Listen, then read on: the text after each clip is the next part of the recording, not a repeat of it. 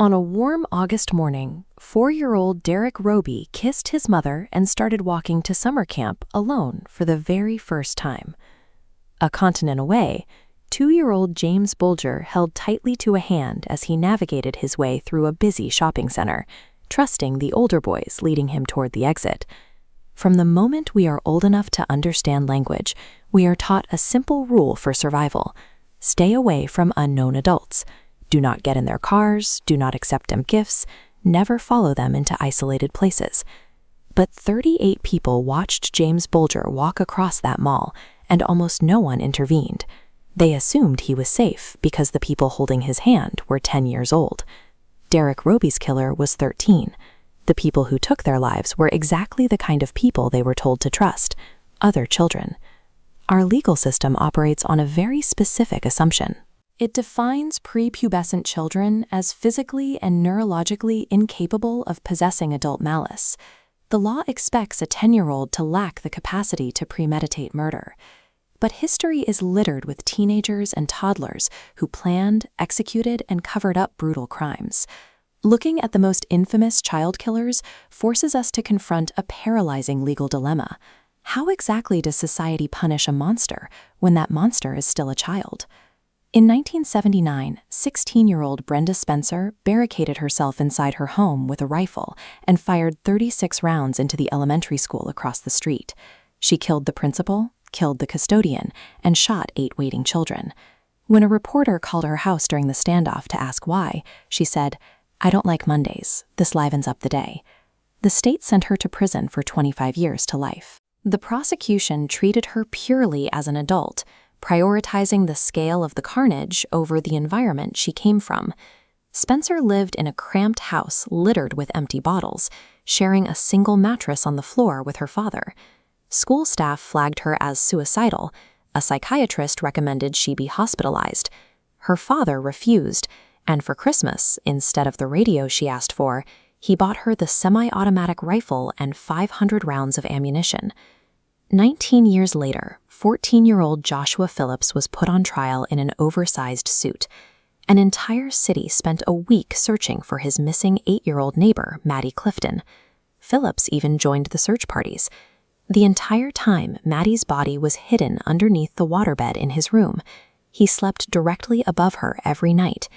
He was convicted of first-degree murder and sentenced to life without parole. But the crime began as an accident. Phillips hit Maddie in the eye with a baseball. When she started bleeding and screaming, he panicked, terrified that his violent father, who strictly forbade children in the house, would come home. He dragged her inside, silenced her with a bat to avoid his father's wrath, and ultimately killed her.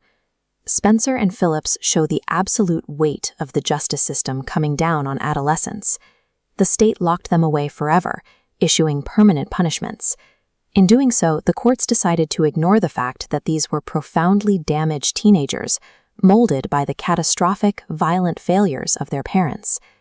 The British justice system attempted a different approach in 1968. In Scotswood, one of the poorest neighborhoods in Newcastle, England, 11-year-old Mary Bell began targeting local toddlers. She strangled 4-year-old Martin Brown and later mutilated the body of 3-year-old Brian Howe, carving a letter into his stomach with a razor blade. But the courtroom uncovered details that complicated any simple definition of guilt.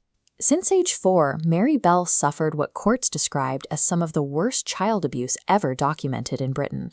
Her own mother had dropped her from a window, fed her sleeping pills, and sold her to strangers. Faced with that extreme trauma, the court reduced her charge.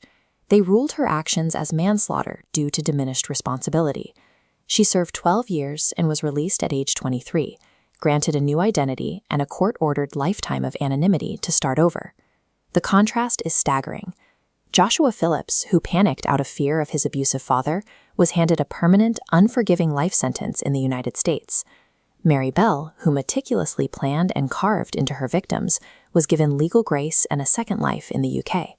The geography of the crime determined whether the child was treated as a victim of circumstance or a permanent threat. Attempting to forgive adolescent violence based on immaturity yields disastrous results. In Florida, 12-year-old Lionel Tate inflicted 35 separate injuries on 6-year-old Tiffany Unick, fracturing her skull and lacerating her liver. His defense claimed he was simply imitating professional wrestling moves he saw on television. Because of his age, his life sentence was eventually overturned, and he walked free on probation. 1 year later, Tate held up a pizza delivery man at gunpoint. He was sent back to prison for 30 years, proving the system's leniency had failed to rehabilitate him. In other instances, the crime is too sadistic to blame on simple immaturity.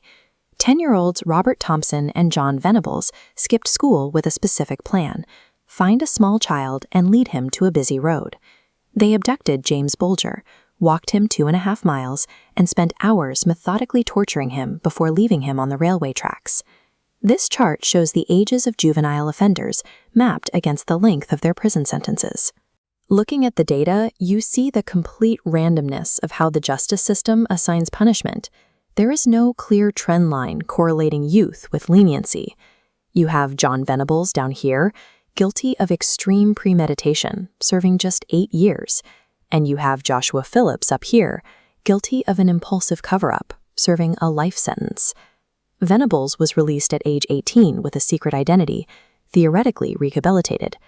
Since then, he has been sent back to prison twice for possessing child sexual abuse images. Cases like his shatter the comforting illusion that youth guarantees a successful return to society. Today, the outcomes for these individuals are as fractured as the laws that put them away. Mary Bell is a grandmother living quietly under a secret name. Others walk the streets as free men, while offenders like Brenda Spencer and Joshua Phillips will remain in their cells. But the grief left behind by these crimes never ages, and it never gets paroled. Years after 4-year-old Derek Roby was murdered, his parents still mark August 2nd exactly the same way. Wherever they are, they buy white vanilla ice cream with sprinkles, because that's what Derek called it. These events prove that calculated malice is not exclusively an adult trait, but our legal framework has no mathematical formula for balancing childhood innocence against a brutal, premeditated act. We demand accountability for the victims who never got to grow up, while wrestling with the uncomfortable reality of the broken environments that created their attackers. When a child commits the ultimate crime, society and the courts will never fully agree on who the true monster is.